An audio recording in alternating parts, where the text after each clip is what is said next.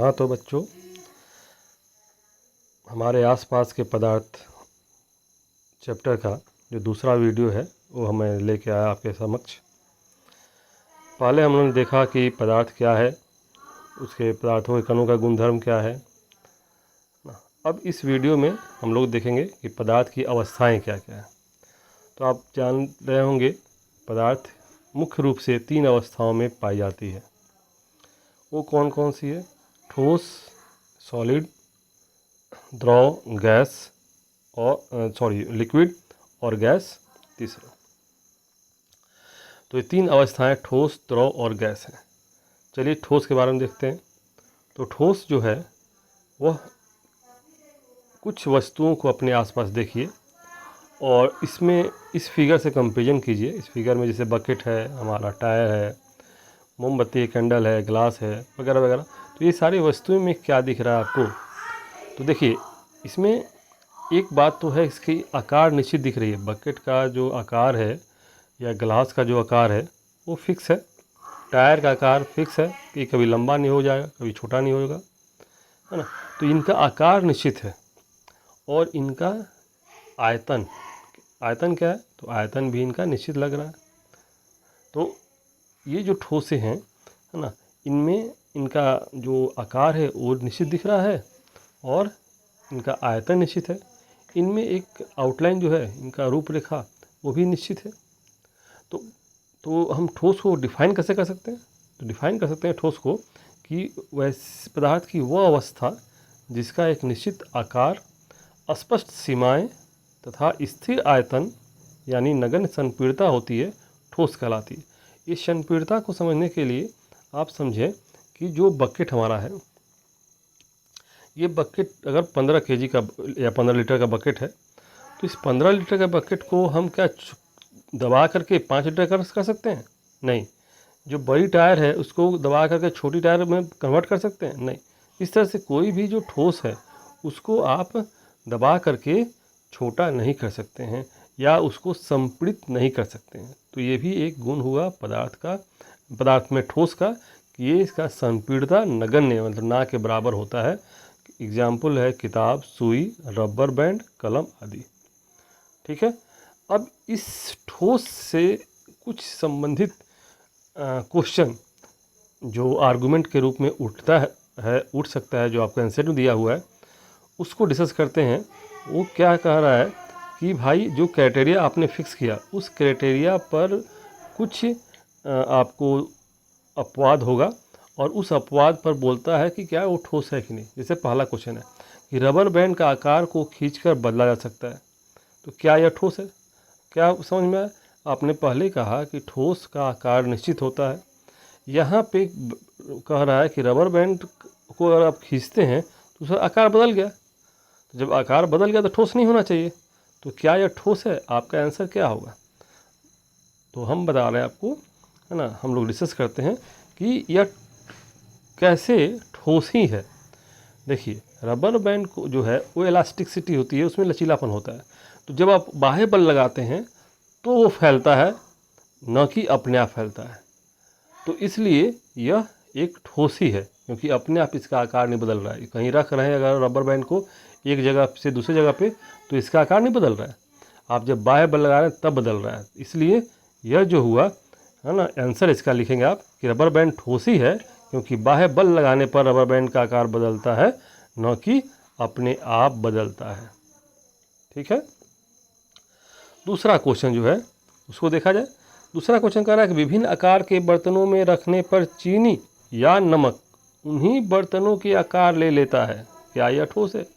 जब फिर वही एक जो फैक्ट को ले रहा है कि आकार निश्चित है। अब ठोस का आकार निश्चित है और यहाँ आप चीनी को रखते हैं किसी डब्बे में तो डब्बे का आकार ले लिया, किसी जग में तो जग का आकार ले लिया, किसी गिलास में तो गिलास का आकार ले लिया। तो क्या जो चीनी या नमक जो आप रख रहे हैं वह ठोस है?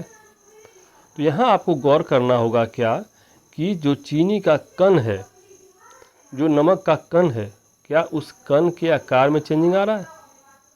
तो आप पाएंगे, अगर गौर करेंगे तो आप पाएंगे कि उसके कण या क्रिस्टल में कोई चेंजेस नहीं आ रहा है। बस ये जो क्रिस्टलें हैं, है ना, जो लाख अरबों खरबों संख्या में होंगी 1 केजी 2 केजी में, तो वो उनका अरेंजमेंट वो जो आप रखते हैं तो वो अरेंज हो जाते हैं अलग अलग पैटर्न में। जैसे कि आप ईंटा को एक के ऊपर एक रख रहे हैं कि साइड बाय साइड रख रहे हैं, जिसके जैसा बनाएंगे घर उस तरह का या उस जगह उस तरह का वो रूप लेता है। तो ये सेम चीनी के साथ लागू होता है। चीनी के छोटे क्रिस्टल्स आपस में सज करके, है ना, उस बर्तन का रूप लेते हैं, जबकि क्रिस्टल में कोई परिवर्तन नहीं आता है। अतः क्या हुआ कि चीनी या नमक ठोस है। आंसर देख लीजिए आप, चीनी या नमक ठोस ही है क्योंकि चीनी या नमक के क्रिस्टलों का आकार नहीं बदलता है, केवल इसके क्रिस्टलों के सजावट में परिवर्तन होता है जब हम इन्हें अलग अलग बर्तनों में रखते हैं। क्लियर। तीसरा क्वेश्चन, अंतिम क्वेश्चन इसमें है जो दिया है, उसको देखा जाए। स्पंज में संपीड़न होता है। संपीड़न मतलब कि दबा कर छोटा करना। तो स्पंज को दबाते हैं तो संपीड़ित हो जाता है। क्या स्पंज ठोस है? तो यहाँ पे क्या बोला कि संपीड़िता, आपने उसमें देखा था डेफिनेशन में, ठोस के डेफिनेशन में, कि ठोस में नगण्य संपीड़िता होती है, यानी कि ना के बराबर संपीड़िता नहीं होती है। अब स्पंज जो है आप दबाते हैं तो दब गया, तो क्या यह ठोस है? तो फिर यहाँ आपको गौर करना है कि स्पंज जो है उसमें बहुत सारे छोटे छोटे छिद्र होते हैं। जैसा स्पंज है उसके अनुसार उसमें छिद्र होते हैं। अब उस छिद्र में क्या होता है? वायु होता है। तो अब यहाँ पे वो वायु जब आप दबाते हो तो वो वायु वहाँ से निकल जाता है, पास हो जाता है, जिसकी वजह से स्पंज दबता है, न कि जो स्पंज बना हुआ जिस मटेरियल से उसमें कोई संपीड़ता आती है। तो आप समझ गए कि ये स्पंज जो है वो ठोस ही है, क्योंकि ये बात है, आप देखें आंसर को पढ़ें कि स्पंज ठोस ही है क्योंकि स्पंज में बहुत छोटे छिद्र होते हैं जिसमें वायु होती है। जब हम इसे दबाते हैं तो वह वायु बाहर निकल जाती है जिससे स्पंज दब जाता है। ठीक है। अब हमारा जो ठोस की अवस्था है वो दूसरी अवस्था, उसकी चर्चा करते हैं, वो है द्रव। द्रव को आप देखें, इस द्रव में कुछ बातों को आप गौर करें कि इस द्रव को अगर हम बाल्टी में रखते हैं, मग में रखते हैं, जग में रखते हैं, तो द्रव का क्या आकार निश्चित रहता है? आपका जवाब होगा नहीं, है ना। और सही भी है कि आप जिस बर्तन में रखेंगे उसका वो आकार ले लेता है, लेकिन क्या वो मात्रा, जैसे मान लीजिए कि आप दूध है 1 लीटर दूध, अगर बकेट में रखते हैं, किसी बाल्टी में रखते हैं, तो 1 से 2 लीटर हो जाएगा क्या? 5 लीटर हो जाएगा क्या? नहीं होगा। अगर उसको जग में रखते हैं, अगर उसको बोतल में रखते हैं, तो उसकी मात्रा में कोई परिवर्तन नहीं आएगा। तो द्रव को हम परिभाषित करते हैं कैसे, कि पदार्थ की वह अवस्था जिसका आकार निश्चित नहीं होता है पर जिसका आयतन निश्चित होता है, द्रव कहलाता है। समझ गए बात को? तो द्रव में आकार निश्चित नहीं होता और लेकिन उनका आयतन निश्चित होता है।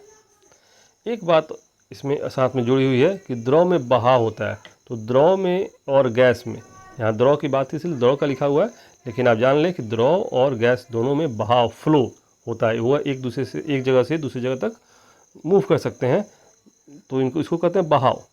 दूध है, जूस है, जल है, ये द्रव का उदाहरण हो गया। एक बात और है द्रव में है क्या, कि ठोस, द्रव और गैस, ये तीनों ही द्रव में विसरित होते हैं। अब विसरण मतलब फैलना। तो द्रव में चाहे ठोस हो, द्रव हो या गैस हो, ये तीनों ही विसरित हो सकते हैं, लेकिन तीनों का विसरण का जो आपका गति होगा, जो उसका स्पीड होगा, वो अलग अलग हो सकता है, कोई तेज़ कोई कम, ये अलग बात है।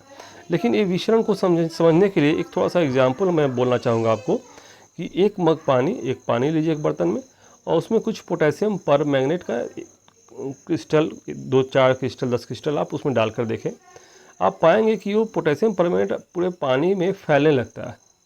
ये फैलना क्या है? विसरण, विसरण को दर्शाता है।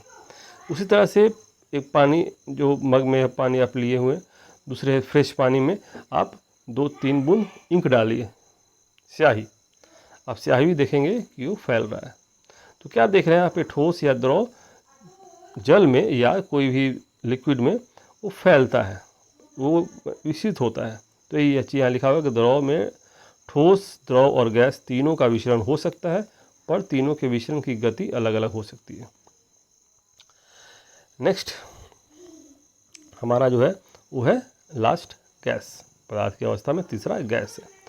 अब गैस को उसी तरह से डिफाइन करते हैं, लेकिन थोड़ा सा यहाँ पे क्या होता है कि गैस में अगर आप ध्यान दें, जैसे कि परफ्यूम का आप एक बोतल लें, उसमें जो गैस भरी हुई है उसको खोल दें, वो गैस पूरे आपके रूम में जहाँ बैठे हुए हैं वो फैल जाती है। तो गैस का आप क्या आकार निश्चित दिख रहे हैं? नहीं कहेंगे, ऑब्वियस आप नहीं कहेंगे कि नहीं ये तो शीशी में थी अब पूरे घर में फैल गई। आयतन, अब आयतन को भी देखें कि शीशी में जो आयतन था क्या वो आपका पूरे घर में आयतन सेम है? नहीं, तो उसका आयतन भी बदल गया। तो गैस का न तो आकार निश्चित होता है और न ही आयतन। पढ़ा जाए इसको कि पदार्थों की वह अवस्था जिसका न तो आकार निश्चित होता है और न ही उसका आयतन निश्चित होता है, गैस कहलाता है। एग्जाम्पल आपका हवा है, ठीक है। इसके अलावा बहुत सारे गैस है, एलपीजी गैस आपका, सीएनजी गैस है ना, हाइड्रोजन गैस, ऑक्सीजन गैस, बहुत सारा गैस है, अलग अलग अगर देखें तो बहुत सारा आप बोल सकते हैं। एक इसमें भी आपको पॉइंट दिया हुआ है एक्स्ट्रा कि गैसीय अवस्था में कणों की गति अनियमित और अत्यधिक तीव्र होती है। तो जो गैस के कण हैं, कणों के बारे में हम लोग पढ़े थे पदार्थ में, तो इस तरह से गैस पदार्थ है तो इसमें भी कण होंगे। ये कण जो है वो अनियमित गति करती है, मतलब एक कोई खास डायरेक्शन नहीं होता है, किस डायरेक्शन में मूव कर रही है, ये अनियमित होती है, जिगजैग मूवमेंट इसमें कहते हैं होती है, और ये मूवमेंट बहुत तेज तीव्र होती है ना। तो अब आपको इस टॉपिक से फिर एनसीईआरटी में आपको क्वेश्चन दिए हुए हैं, तो उस क्वेश्चन को सॉल्व करके इस वीडियो को अंत करेंगे, है ना। देखिए पहला क्वेश्चन है कि किसी तत्व के द्रव्यमान प्रति इकाई आयतन को घनत्व कहते हैं। ये एक फैक्ट है कि किसी तत्व के द्रव्यमान प्रति इकाई आयतन को घनत्व कहते हैं, D=m/v। अब कह रहा है कि बढ़ते हुए घनत्व के क्रम में निम्नलिखित को व्यवस्थित करें: वायु, चिमनी का धुआं, शहद, जल, चौक, रुई और लोहा। सबसे पहले बढ़ते हुए घनत्व के क्रम में करने के लिए सबसे पहले आप इसमें छांट लीजिए कि ठोस, द्रव और गैस कौन कौन सा है। तो ठोस जो है उसमें आपको देखिए कि चौक है, रुई है और लोहा है। द्रव जो है शहद और जल है, और जो गैस है वो वायु और चिमनी का धुआं है। तो सबसे कम घनत्व तो गैस का होगा, उससे ज़्यादा घनत्व तो द्रव का होगा, उससे सबसे ज़्यादा घनत्व तो ठोस का होगा। तो बढ़ते हुए क्रम में करना है, सबसे कम आपको गैस को लेना है। तो अब गैस में कौन कौन है? दो ठो है, वायु और चिमनी का धुआं। तो वायु और चिमनी का धुआं में देखेंगे कि धुआं जो है, धुआं के आर पार आप नहीं देख पाते हैं, क्यों? क्योंकि ये ज़्यादा घनत्व होता है। तो सबसे कम घनत्व तो वायु हो गया, तो वायु पहले होगा, फिर चिमनी का धुआं हुआ। द्रव में दो हो गया, जल और शहद। तो जल का घनत्व कम हुआ, शहद का उससे ज़्यादा हुआ, तो उसका जल फिर शहद आ जाएगा। ये फिर ठोस में तीन है, चौक, रुई और लोहा।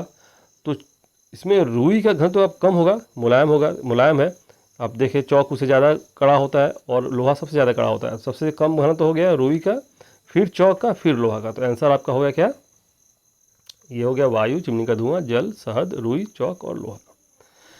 और लास्ट तीसरा क्वेश्चन जो है वह है कि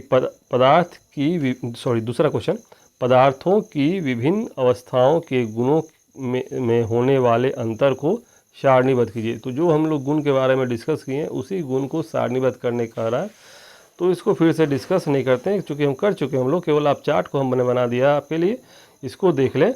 इसमें उसका आकार पे, आयतन पे, अणुओं के बीच का स्थान जो है, घनत्व है और संपीड़ता पर हमने चार्ट तैयार कर दिया है। इसको देख लें, समझ लें, और नेक्स्ट थर्ड वीडियो में हम लोग चैप्टर को कंक्लूड कर देंगे, ख़त्म करने की कोशिश करेंगे, है ना। तो फिर मिलते हैं थर्ड वीडियो में बहुत जल्द, है ना, मोस्ट प्रोबेबली कल ही। Thank you.